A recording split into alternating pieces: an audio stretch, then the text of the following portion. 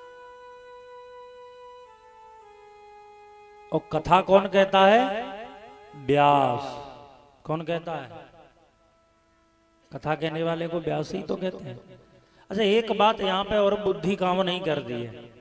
श्री वेद व्यास जी ने किसी को कथा नहीं सुनाई, सुखदेव जी ने राजा परीक्षित को सुनाई,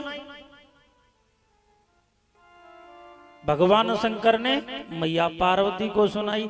तो जब सुखदेव जी ने कथा सुनाई तो फिर तो सुखदेव पीठ कहना चाहिए इसको, फिर इसे व्यास पीठ क्यों कहते हैं? ना समझ में आएगा भाई। कथा कौन ने सुनाई? सुखदेव जी ने, तो सुखदेव पीठ कहना चाहिए ना, सुखदेव जी कहना चाहिए, फिर लोग व्यास क्यों कहते हैं? काकाओ, इसके भी पीछे कारण है। कारण क्या है? सुखदेव जी जैसा जिसका पुत्र हो वो सबे हमेशा अपने बाप के नाम को आगे बढ़ाएगा, न कि अपने बाप के नाम को डुबोए।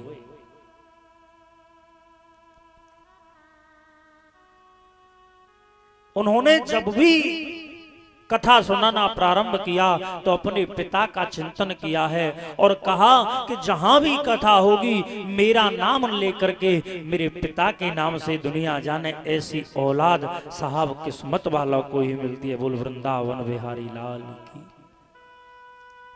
दूसरी बात ये आती है कि व्यास कहते किसे हैं? जिन्हें के दो चौपाई याद कर लें, बढ़िया से गीत गाए वो सीख के साहब हम व्यास हो गए। खैर मैं अपनी नहीं कह रहा हूं, मैं तो 0/0 हूं। हम तो कुछ जानते ही नहीं है। तुम लोगों से जैसे टेसू के से गीत सुने वैसे हम आपको सुनाए रहे। व्यास किसे कहते हैं? व्यय आसेन मुक्ता इति व्यासः, जिसकी व्यसन में इच्छा न हो वो व्यास। जिनाए कि यहाँ तो कथा कह रहे हैं, जाए के नेक देर बाद एक गिलास में कहाँ के घूमने जा रहे हैं, एक क्वार्टर देसी को लो, एक वैरायटी को लो, दोनों मिला के पी ले, अब लोटत पीटत आ रहे हैं। कह सकते हैं व्यास। जो किसी व्यसन में न हो, जो किसी व्यसन में न हो वही व्यास कहलाने का अधिकारी है काका शास्त्र के हिसाब से।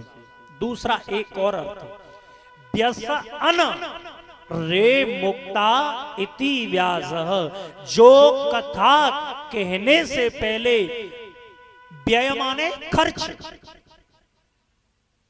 व्यास व्यास जिसकी व्यय अर्थात खर्चा, और खर्चा किससे होगा? अरे बोलो ना काका, कहते होगा खर्चा पैसा से होगा कि नहीं होगा? जिस आदमी की इच्छा कथा कहते समय धन में न हो और अपने ईश्वर के प्रति आराध्य मान करके कथा कहे, खुद के कभी पैसे न कहे कि मैं पैसा लेकर के कथा करूंगा, ऐसा अगर करता है तो वो व्यास कहलाने का अधिकारी है। बोल गोविंद भगवान की। नहीं तो बाजा वाला तो नहीं कहता 1 लाख तो फिर कम कर लो तो कर लो, 85,000 तो पक्के थे। काकाओ, जिसकी धन में इच्छा शक्ति न हो वो व्यास। तीसरा उदाहरण और दिया है। व्यास किसे कहते हैं? एक गोल घेरा हो और गोल घेरा में एक बिंदी हो, बिंदी को आर पार प्रतिच्छेद करती हुई रेखा को गणित के द्वारा व्यास कहा जाता है। होता है कि नहीं होता है गणित में व्यास? उसका सूत्र क्या होता है? 2 पाई आर। बहुत बहुत दिन सब पढ़े लिखे से महसूस है। अरे मैं तो वैसे ही सीखूंगा हूं मैं ना। वास्तव में पाई उसका तिहाई हिस्सा। और बात अगर की जाए एक घेरा, घेरे में बिंदु, बिंदु को आर पार प्रतिच्छेद करती हुई रेखा व्यास कहलाती है। अगर ये गणित का सूत्र समझ में नहीं आया हो तो बिल्कुल गांव की भाषा में, धरती कैसी है, धरती कैसी है हमारी, जो कह रहे हैं हमने कहा देखिए पृथ्वी गोल है।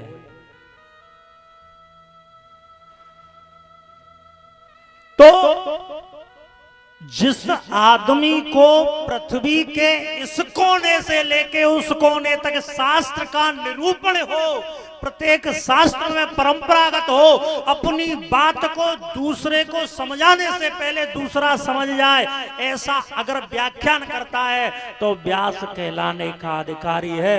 नहीं तो फिर यूं मान लो कि जैसे कथा में पहुंच गए, यूं सोचने लगे का खन जे आरती हुई और का खन घर, तो फिर तो बेई है, समय ही काटे हो है, कथा वथा नहीं, फिर तो वो व्यथा है। जैसे एक उदाहरण से देखो जाए तो ब्राह्मण देव एक 4 बालक है, पंडित जी ने के 4 बालक है, काम हो तो ना बेचारे ना पे तो बड़े परेशान है।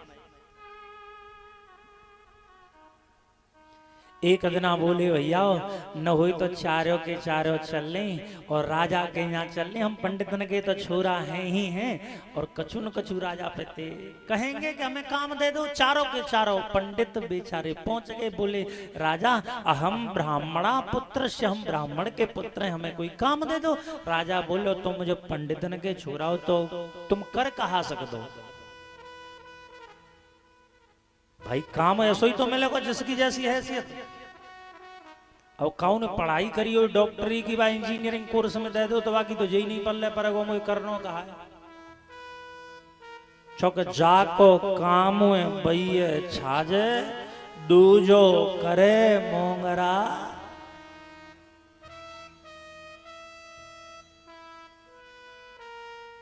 अब राजा बोले कि तुम कहा कर सकते हो, एक जल्दी से बोलो, हम कथा कह वो जानते हैं, कथा कह लेंगे। राजा बोलो तो ठीक है ऐसा करो, रास्ता के किनारे मेरा बगीचा है, बा में कथा कहो, बड़े प्यार से सुनाओ। अब चारों बैठ गए, सोचने लगे लाला कथा तो हम पे आवे ही ना, कहेंगे का सो पहला बोलो चौ भैया, अब कहा होगा, दूसरा बोले जो त्या होगा सोई मेरो होगा, तीसरा बोलो जब पापे कब तक छिपाओगे, चौथो बोलो जब तक छिपे तब तक तो छिपाओ। एक दिन राजा याद आई कि हमारे और बाग में वो ब्राह्मण के बेटा कथा कह रहे न हो तो एक दिन तो सुन ही आमे। राजा गए तो राजा देख के चारों जल्दी जल्दी बोलने लगे, भैया अब खा होगो, दूसरा बोलो जो त्यो होगो सोई म्यो होगो, तीसरा बोलो जब पाप है कब तक छिपाओगे, चौथा बोलो जब तक छिपे तब तक छिपाओ। राजा बोलो जे कौन सी कथा एक ही चीज की रट लगाए जा रहे हैं। राजा को जो मंत्री हो ना वो भी ब्राह्मण हो, वो भी पंडित था। और ब्राह्मण किसे कहते का कहो, ब्रह्मम आचरण आचरती इति ब्राह्मण, जो ब्रह्म को जान जाए वही ब्राह्मण है। जन्म जायते सह शूद्र कर्मण्येच पंडित, जन्म से तो सभी शूद्र हैं लेकिन कर्म से पंडित होना चाहिए। और पंडित कहलाने का कौन अधिकारी है, षष्ठ कर्माणाम करोति नित्यम करोति वा पंडित, जो 6 कर्म नित्य करे वही पंडित कहलाने का अधिकारी है। कौन सा, यज्ञ करना और यज्ञ कराना, दान लेना और दान देना, शिक्षा लेना और शिक्षा देना, जो इन 6 कर्मों को करता है वही ब्राह्मण कहलाने का अधिकारी है। बोल बाल कृष्ण भगवान की। अब तो साहब राजा ने पंडित जी से कही, पंडित जी जो उनके साथ मंत्री हो वो भी ब्राह्मण हो, मंत्री जी से कही, मंत्री जी ये कौन सी कथा कह रहे हैं भैया, हमारी तो कछु पल्ले परी ना रही, जही ना पता चल रही है, कह का रहे हैं। तो वही पता है, मंत्री जी ते हाथ जोड़ के चारों के चारों ब्राह्मण के बालक बोले, महाराज ब्राह्मण तुमहुओ और ब्राह्मण हमहुओ, महाराज न हो तो नेक छोटी सी कृपा हाँ जाति विशेष के द्वारा ही कर लियो। तो मंत्री जी बोले चिंता मती करो, तुम्हारा कछु नहीं होने दूंगो। तो मंत्री जी बोले महाराज ऐसी कथा, इतनी बढ़िया कथा तो हमने आज तक नहीं सुनी। खूब लोग देखे कथा के बारे, लेकिन ऐसी कथा नहीं सुनी। क्यों? कहा होगो महाराज, ये सीता कह रही है कि बहने अब कहा होगो, और दूसरों कह रहा जो त्यो होगो सो। देखो महाराज जी, मंदोदरी कह रही है बहन सीता जो त्यो होगा सोई मेरो होगो। बोले जे तीसरो कह रहा ये पाप कब तक छिपेगो। महाराज जी कुंभकर्ण कह रहा है जगदम्बा हरियाण कर सट चाहत कल्याण। ये कह रहा है कि जा पाप है कब तक छिपावेगो, और रावण जो कह रहा जब तक छिपे तब तक कोई टेंशन नहीं। तो साहब कहने वाला वो कहते हैं विद्वान सर्वत्र पूज्यते देशो पूज्यते नृपः। राजा का सम्मान तो केवल राज्य में होता है, लेकिन साहब विद्वान का सम्मान हर जगह पर होता है। भैया श्री सुखदेव जी बोले परीक्षित, आज आस्ती और प्राप्ति अपने पिता जरासंध के पास गई। काकाओ जरासंध किसे कहते हैं? ये कथा कोई बाहर की नहीं, ये सब कथा हमारे और आपके अंदर ही की है।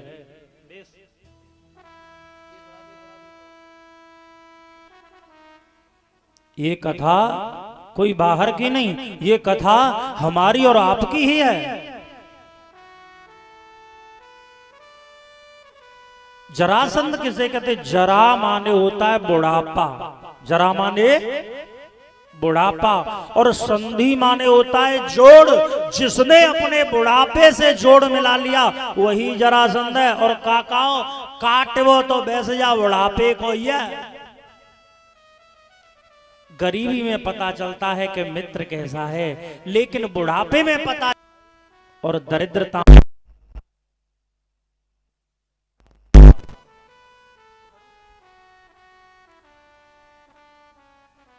भैयाओ जरासंध ने मथुरा पर 17 बार आक्रमण किया। सप्ताम दशः आक्रमण करोति जरासंध। हमारा शरीर है ये बुढ़ापा अर्थात 17 बार आक्रमण करता है, लेकिन 17 बार फिर भी आपसे और हमसे थक के चले जाए अर्थात परमात्मा से हार के चले जाए। लेकिन 18वीं बार जब ये काल को लेके आता है, कालियावन को लेके आता है, तो आत्मा रूपी परमात्मा भगवान कृष्ण को भी देह रूपी मथुरा को छोड़ के जानो ही पड़ेगा।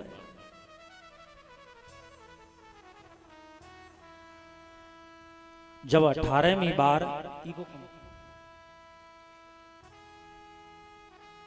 ये अपने साथ कालियावन को लेके आयो ना, तो कालियावन को ये वरदान था कि बाकी मृत्यु किसी यदुवंशी के हाथों न हो।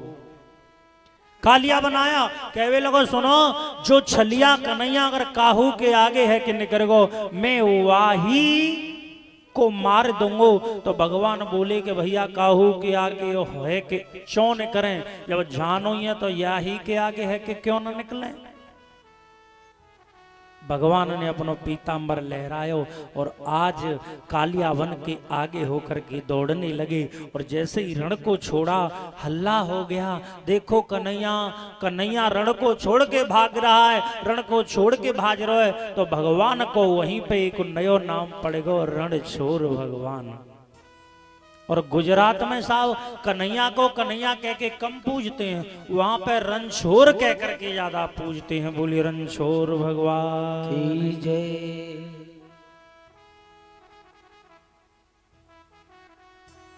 श्री सुखदेव जी बोले परीक्षित, अब तो आगे आगे भगवान और पीछे पीछे कालियावन चाहते तो भगवान कालियावन को मार सकते थे, लेकिन यहाँ पर क्या दिखाया जा रहा है? यहाँ पर यह दिखाया है कि भगवान भी नीति के आगे विवश हैं। का भगवान राम नहीं जानते थे कि सीता धरती में समाएगी? क्या वाल्मीकि जो उल्टा नाम जपा जग जाना, वाल्मीकि भय ब्रह्म समान। क्या वाल्मीकि नहीं जानते थे कि सीता धरती में समाएगी? जानते थे और टालवे की भी कोशिश करी, लेकिन काका होनी को तो वो भी नहीं बदल पाए।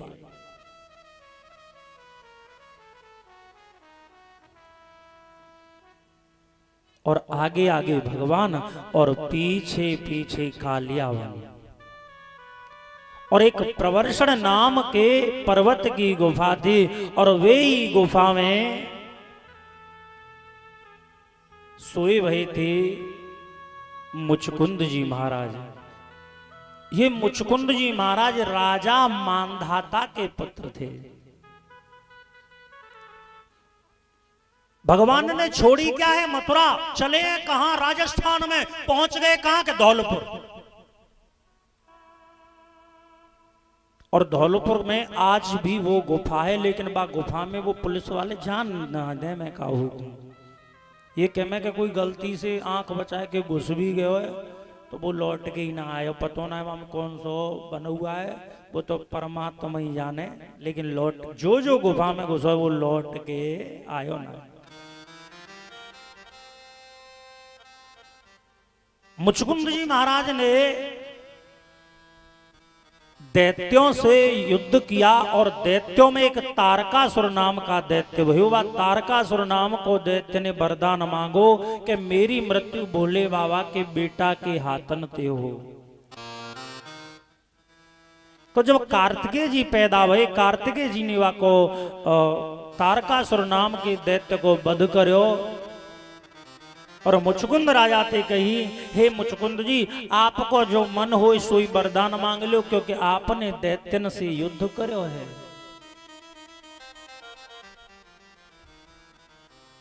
मुचकुंद जी बोले मेरे को कछु नहीं चाहिए, मैं युद्ध करते करते थक गया हूं।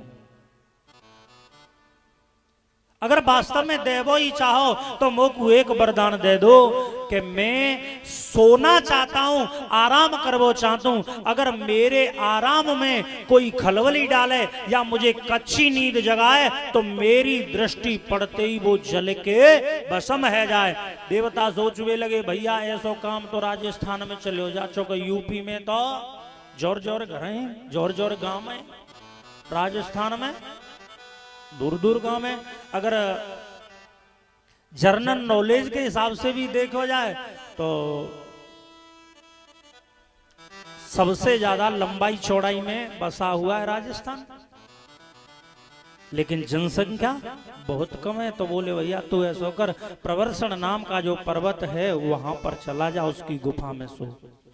और आज भगवान कन्हैया वहीं पहुंच गए और अपना पीतांबर लेके लिप्तानाम यच वामांगानम लिपयति विनिश्यते, और अपना पीतांबर लेकर के मुचकुंद जी महाराज को उड़ाई दियो। कालियावन ने सोची कि ये कन्हैया ही सोई रहे हो, तो बोलो अरे काना तू सोच रहो होगो यस्य वर्णा स्वधर्मेण कर्मणायाति विलीयते। तू ये सोच रहा होगा कि मैं या गुफा में आऊंगा ही नहीं। और जोर ते ऐसे कह के जैसे ही प्रहारम पदम एको, एक पाम के पैर का प्रहार किया।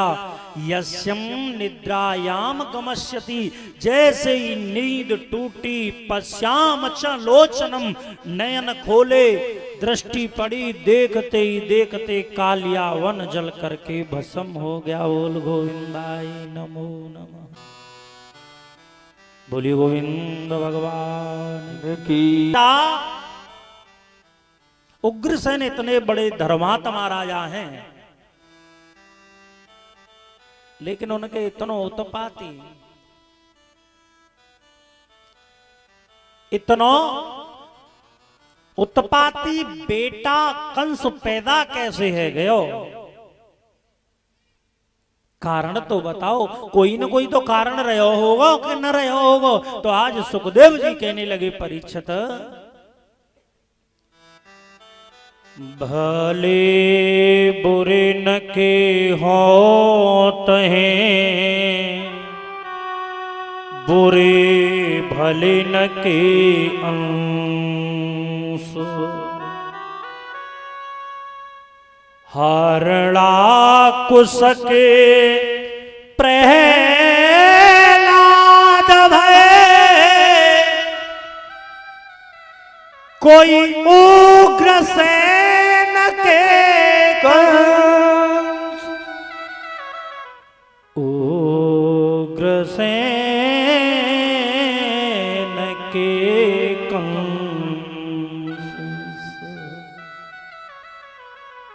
बताओ, एक जो हिरण्याकश्यप है वो राक्षस है, और बाकी घर में कौन पैदा हुए है? देवता ही मानो। और जो देवता समान राजा था, बाकी बेटा इतना उत्पाती कैसे भयो? आज सुखदेव जी बोले परीक्षित एकस्य दिवसा भार्यम यति उग्रसेन। उग्रसेन की पत्नी एक दिन जिसका नाम था पद्मावती, लेकिन अग्नि पुराण में इसका नाम आया है पवन रेखा।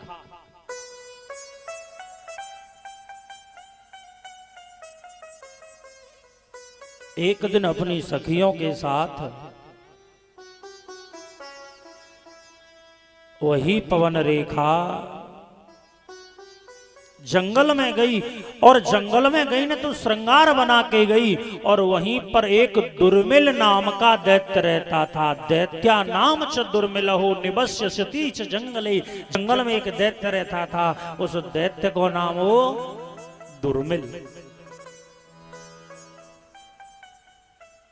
वो दुर्मिल नाम को दैत्य बोलो ने आज उग्रसेन महाराज को रूप धारण किया। मैया को देख के उसको मन बदल गयो, और दैत्य ने अपना रूप उग्रसेन को धारण किया और जाकर के मैया के श्रृंगार को उजाड़ दियो। मैया जब उसके अंगों की तीक्ष्णता सहन नहीं कर पाई, मैया ने कहा तुम मेरे पति नहीं हो सकते, सच बता दो तुम कौन हो। मैया ने हाथ में जल ले लिया, बोली क्या तो बता दो, नहीं तो मैं तुम्हें श्राप दे दूंगी, जल करके भस्म है जाओगे।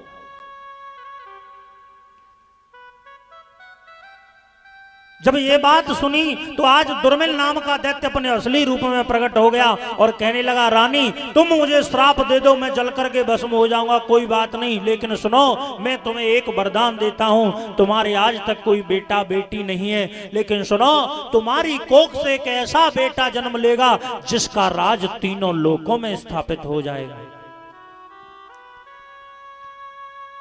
ठहरो ठहरो रानी आप, देना देना मत श्राप, होगा होगा तुम्हारे लाल होगा, तुम्हारे एक बेटा होगा। ठहरो ठहरो रानी आप, देना देना मत श्राप, होगा होगा तुम्हारी लाल होगा। ऐसा होगा ये बालक हठीला,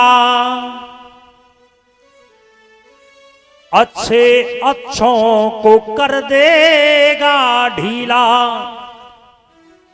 अजमा लेना मेरा अंश, जिसका नाम पड़ेगा कंस, होगा होगा तुम्हारे लाल होगा।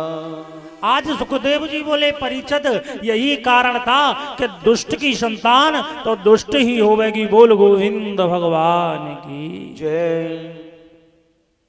काकाओ भगवान ने विश्वकर्मा जी को बुलाया। विश्वकर्मा जी थे कही महाराज या समुद्र के किनारे पे एक ऐसी नगरी को निर्माण करो जो तीनों लोकों से अजब दिखाई दे, तीनों लोकन ते अजब दिखाई दे।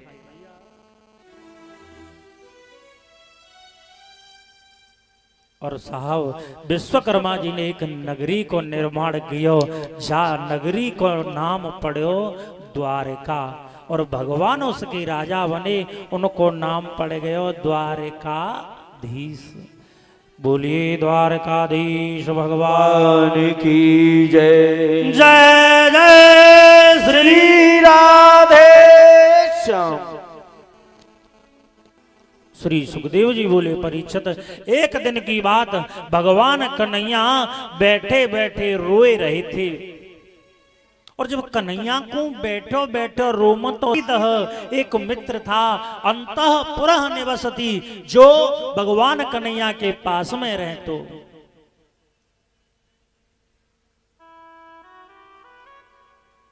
मित्र दो तरह के होते हैं। एक मित्र वो है जिसे हम अपनी सारी बातें बता सकते हैं और बाकी सारी बात सुन सकें। लेकिन भगवान कन्हैया सोचने लगे, उद्धव मेरे को मित्र तो माने, लेकिन मित्र से पहले एक राजा माने। और अगर मुझे राजा मानता है तो बहुत सी ऐसी बातें जिन्हें मैं या को बता नहीं सकूं और ये मेरे को नहीं बता सके। भगवान जब रोवे लगे ना, उद्धव बोले, अरे कन्हैया तेरे महल में काहू चीज की कमी है का? नौकर की, नौकरानीन की, दासन की, दासीन की कोई कमी तो है ना भैया?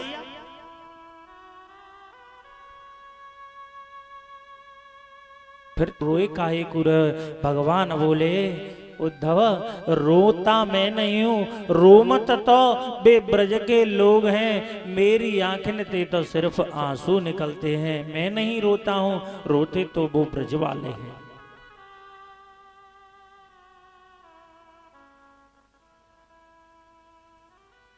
उद्धव ने कही, तेने आज तक ये नहीं बताई कि तू कौन है? तू तो भगवान है, घट घट में बैठा है, सब जगह है। अरे यजुर्वेद का पहला अध्याय का पहला मंत्र, ईशावास्यमिदं सर्वत किंच जगत्याम जगतम तेन तिक्थेन भुंजिता माग्रद कश्य विदधनम।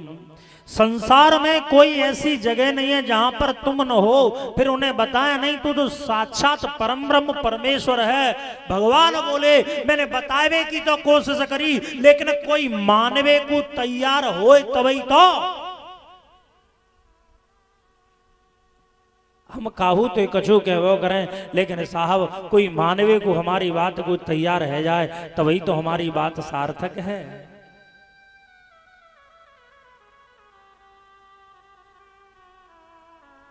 भगवान बोले, उद्धव मैंने सुनी है, उद्धव को अपने ज्ञान पर अहंकार था, ज्ञान का घमंड था। भगवान बोले, उद्धव तू मेरो मित्र है, न हो तो तू एक काम कर, तू ही जाए कि ग्वालन को और गोपिन को ये बता दे कि मैं सब जगह हूं। तू ऐसा कर, तू ही गोकुल में क्यों न चलो जावे। यस्यम प्रवच्छले गमस्यति गोकुल नगरेयाम मम प्रपच्छामि च संसारौ। उनको जाके बता दे, सिया राम मैं सब जग जानी, मैं कण कण रज रज में व्याप्त हूं। उद्धव हंस गए। उद्धव बोले, भैया मैं पढ़ो लिखो। दो तरह के आदमी होते हैं काका, एक होता है पढ़ा लिखा, एक होता है लिखा पढ़ा। There are more different between twice person। दोनों में जमीन आसमान का अंतर है। पढ़े लिखे वो हैं जिन्होंने पहले पढ़ा, बाद में कॉपी में लिखा, वे होते हैं पढ़े लिखे। और लिखे पढ़े वो हैं जिनने स्कूल को मोड़ो ही ना देखो, दूसरे ने पेपर दिए कागज आएंगे। वे लिखे पढ़े, क्योंकि लिखो का और ने, और भी तो आजकल लोग उससे मिल जाता है। ये पूछी जाए कौन सी क्लास में पढ़ रहे हो, बीएससी कर रहे हैं कि तो बीएससी में बायोलॉजी है या मैथ से, तो बता देंगे मैथ से कर रहे हैं। फिर पूछी जाके मैथ के नाम बताइए तो कहते हैं हमें ना पता, हमारे भैया पता ही वही खरीद के लाए हो।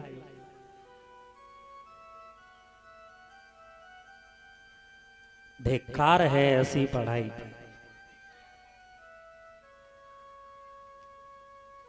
तो आज उद्धव को अपने पढ़ाई पर घमंड है। अपने ज्ञान का घमंड है। तो भगवान समझ गए, हे उद्धव तेरे या घमंड को तो कम केवल गोकुल वाले ब्रज वाले लोग ही कर सकते हैं। सुन, न हो तो तू ब्रज में चलो जा। और भैया कैसे जाए कि तू समझा दे गोपी ग्वालन को। जब कन्हैया ने बार बार कही तो उद्धव एक बार तो मान ही गए। दादाओ काऊ चीजें बार बार कही जाए तो आदमी मानवे को तैयार तो। अच्छा ना समझ में आई तो ऐसे लिखो गांव की भाषा में। जैसे हमारे यहाँ तुम्हारे यहाँ वो आते ना भाट नट आते, तुम्हारे परबाबा ने इतने रुपया दे, तुम्हारे बाबा ने इतने रुपया दे और तुम्हारे पिताजी ने इतने रुपया दे। अब बताओ तुम तो अस और बस तुम्हें। हाँ जो सोचेंगे हमारे बाबा ने दे और पर बाबा ने दे पिताजी ने दे तो हम ने कछु। वो डायरेक्ट जो कह दी 100 रुपया दे दे तो तुम बात दे दोगे। ऐसे ही ठाट बना करके भगवान कन्हैया ने बार बार कही तो उद्धव का मन बदल गया। सोचने लगो कन्हैया चलो तो जाऊंगो भैया, लेकिन सुनो 2 दिनाते ज्यादा रुकूंगो बिल्कुल नहीं रुकूंगो। कन्हैया सोच भी लगे चलो तो जा, आवे की न आवे की तो समय बतावेगो कि तू जल्दी आवेगो कि वहां रुक के आवेगो। आज साहब भगवान कन्हैया के सामने हाथ जोड़ करके उद्धव खड़े हैं। बोले कन्हैया मैं बिल्कुल जावे को तैयार हूं और अब मोको ये बता काहू ते कछु कहलवानी है का। भगवान बोले काहू ते का, जो तुम अवही कह रहे सबसे जाके वही बात को कह दियो। उद्धव बोले लाला मैंने सुनिए वहां पे तेरी मैया बाप भी थे, उन मैया से और अपने पिताजी से कछु कहलवानी है कि ना। और साहब जो मैया को नाम भगवान कन्हैया ने सुनो, आज भगवान कन्हैया को अपनी मैया यशोदा की याद आई गई।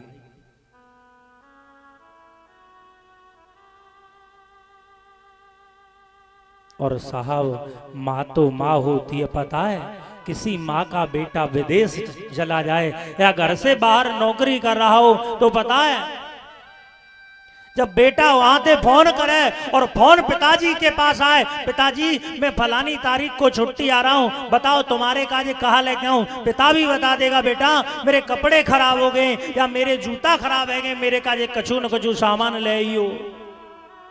वही फोन पत्नी के कान पे जावे, पत्नी भी कह देती है मोकू फलानी सामान चाहिए साहब। और लेकिन वही फोन जब माँ के पास जाता है और बेटा कहता है माँ तेरे आशीर्वाद से मेरे को 1 महीना की छुट्टी मिल गई है और सुन मैं तेरे लिए को कहाँ लेके आऊं, तो पता है माँ के आंसू आ जाते हैं और माँ तो यही कहे बेटा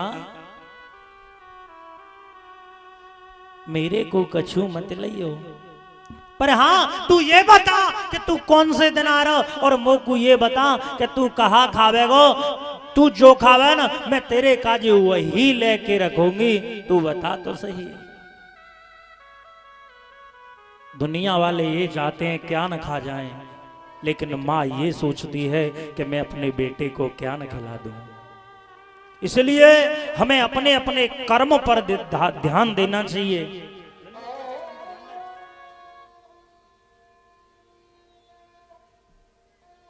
काकाओ श्री सुखदेव जी बोले परीक्षित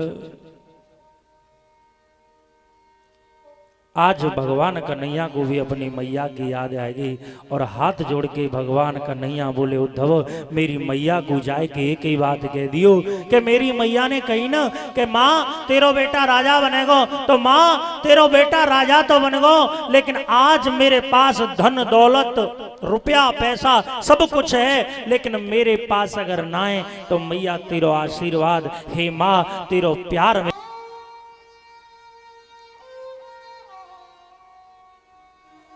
भगवान बोले उद्धव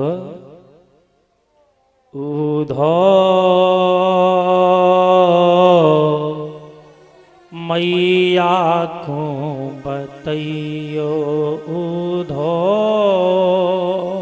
मैया को बतैयो तेरो लाला दुख पावे, मैया को बतैयो उधो, मैया को बतैयो।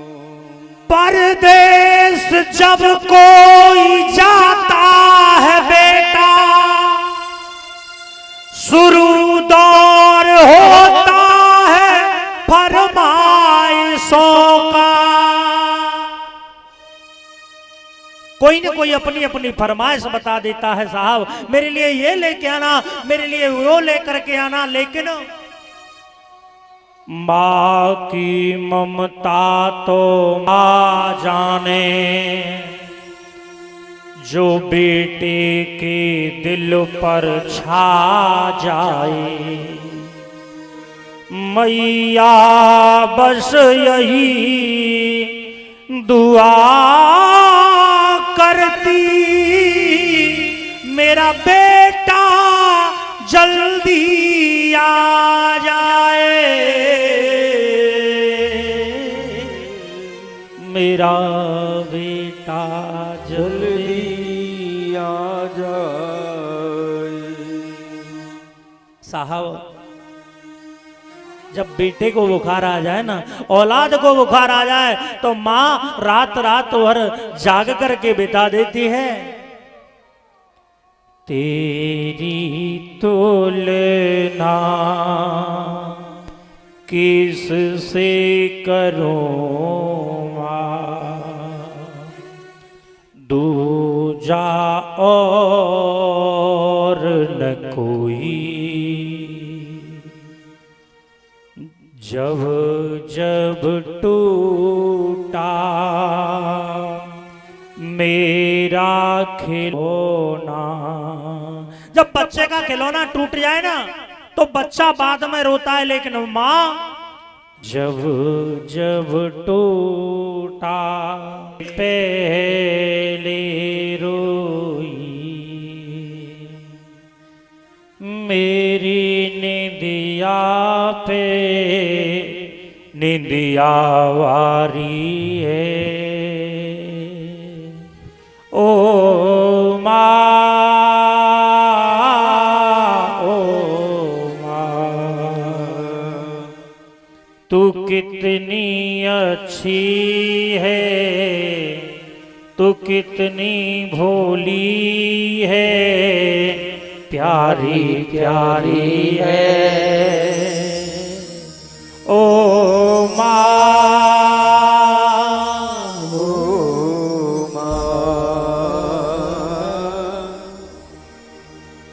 माँ बच्चों की जान होती है, वो होते हैं किस्मत वाले जिनकी माँ होती है। वो होते हैं किस्मत वाले जिनकी माँ होती है। मेरे रोने पे, मेरे हंसने पे मैं बलिहारी हो।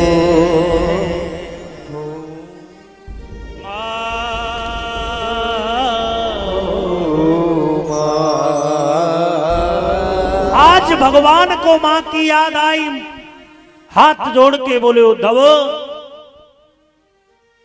उद्धव मैया को बतैयो, उद्धव मैया को बतैयो। मेरे पास सब कुछ है, राजमहल में हर सुख है, लेकिन मां फिर भी तेरे बिना तेरो बेटा दुख पावे। मैया को बतैयो उद्धव, मैया को बतैयो। कोई न मुख धोवे ताते जल अचरन पहुँचे सवारे।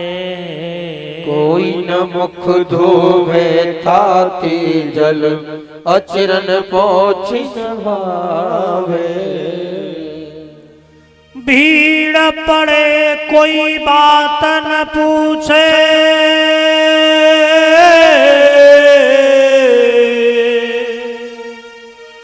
भीड़ पड़े कोई बात न पूछे,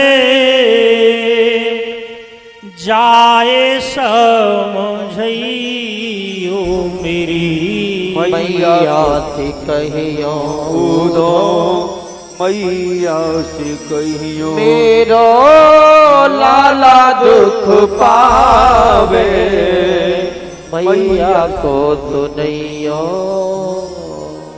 हे उद्धव, तू मेरी मैया से जाए के मेरो बाए की संदेशा कह दियो। ऊधो तुम जइयो बेगी करियो प्रणाम नेगी, जइयो मढ़ैया तू तो यशोदानंद रैया की। कह दियो याबे यादे, कह दियो आवे याद, मोकू बिलखावे बाद, मोकू आवे याद वो तो ग्वाल और गैया की। करियो तू प्रणाम ले करके मेरो नाम। मेरी माँ से कह देना, माँ तेरा कन्हैया ही तुझसे प्रणाम भेजा है। कहियो तू प्रणाम ले करके मेरो नाम, कहियो राम राम जा उदमी कन्हैया की। कहियो राम राम जा उधमी कन्हैया की। काकाओ यस्ते वर्णामत्रतः स्तम गमस्य च गोकुलम। आज भगवान कन्हैया के परम मित्र उद्धव गोकुल में पधारे, और जैसे ही गोकुल वालों ने देखा कि रथ आ रहा है तो उसी रथ को भेजा। गांव के लोग, ग्वाल ग्वालिनियां, सब के सब गुजरी ग्वाल सबरे के सबरे दौड़वे लगे। सब कहे, तब तक एक हवा को झोंका आयो और जो उद्धव के कंधा पे पीतांबर डरो ना, वह पीतांबर हवा के झोंकाते गिर के, और जो छोटे छोटे झरवेरी के पेड़ होते ना, बा झरवेरी पे जाए के गिर गो। उद्धव ने आज अपने पीतांबर को उठाया, लेकिन वो तो जगह जगह फट चुका था, मानो उसे संदेश दे रहा हो, ज्ञात करा रहा हो कि हे उद्धव, जिन गोपी ग्वालन को तो आदेश करवे आयो ना, जिस तरह से तेरो पीतांबर झरकटी के इन कांटेन में फट गयो है, वैसे ही तेरो ज्ञान इन गोपी और ग्वालन के आगे चलवे वारो ना है। भैयाओ, श्री सुखदेव जी बोले, परीक्षित अब तो जब गोपी ग्वाल आ गए, गोपी ग्वालों ने पूछा, भैया तुम कौन हो? उद्धव बोला, अहम कृष्ण आशीद सखा नाम से उद्धव, मेरा नाम उद्धव है, मैं भगवान कन्हैया का मित्र हूँ। संदेश वाहकनम प्राणायाम आगच्छने गोकुल ग्रामे, मैं इस समय संदेश वाहक बन करके, एक डाकिया का बन करके तुम्हारे लिए संदेश लेके आया हूँ। कहा कि कहाँ है, एक चिट्ठी दी। और जैसे ही चिट्ठी को देखा तो तुमने देखा होगा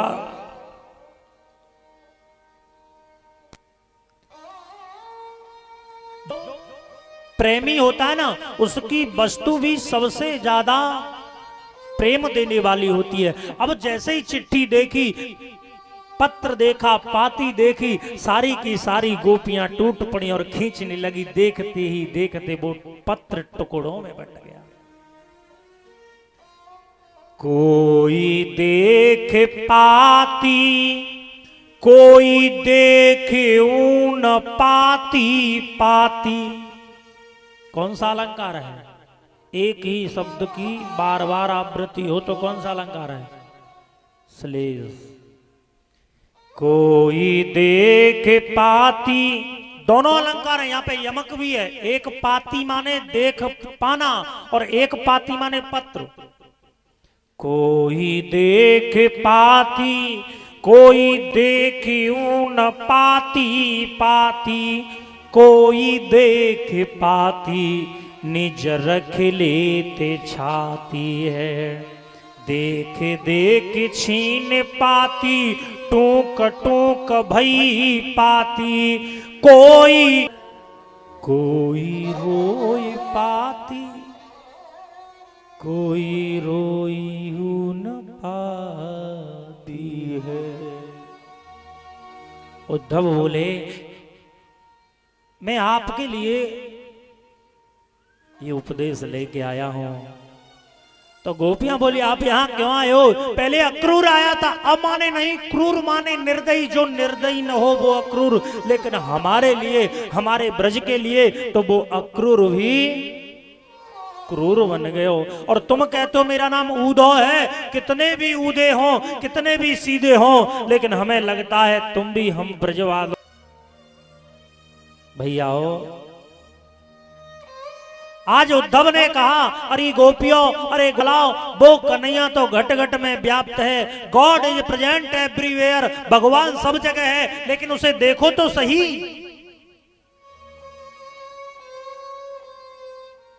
खाओ। गोपियों ने एक ही बात कह दी, हे उद्धव आप किस ब्रह्म की बात कर रहे? ताब में उपासना की हमसे कह रहे हो, ये बताओ ये निर्गुण ब्रह्म है क्या? निर्गुण करिया कौन नारी को दासी। निर्गुण कौन देश को वासी। ये निर्गुण कौन से देश में रहता है ये तो बताओ। कौन है पिता उठवा सके? ऐसे ब्रह्म की हमें कोई आवश्यकता ना है। जो ब्रह्म, उसके लिए कोई आए के कब बैठेगो? काका दृष्टांत में देख। तो यही बात गोपियों ने कह दी, हे उद्धव हमारे पास तो एक मन था, और उस मन से, उस हृदय से हमारा कन्हैया अपने साथ मथुरा को लेके गया। अब बताओ हम बिना मन के तुम्हारे ब्रह्म की उपासना कैसे करें? और पता है गोपियों ने एक ही बात कही, उद्धव मनन भये 10 20 रे ऊधो। मनन भये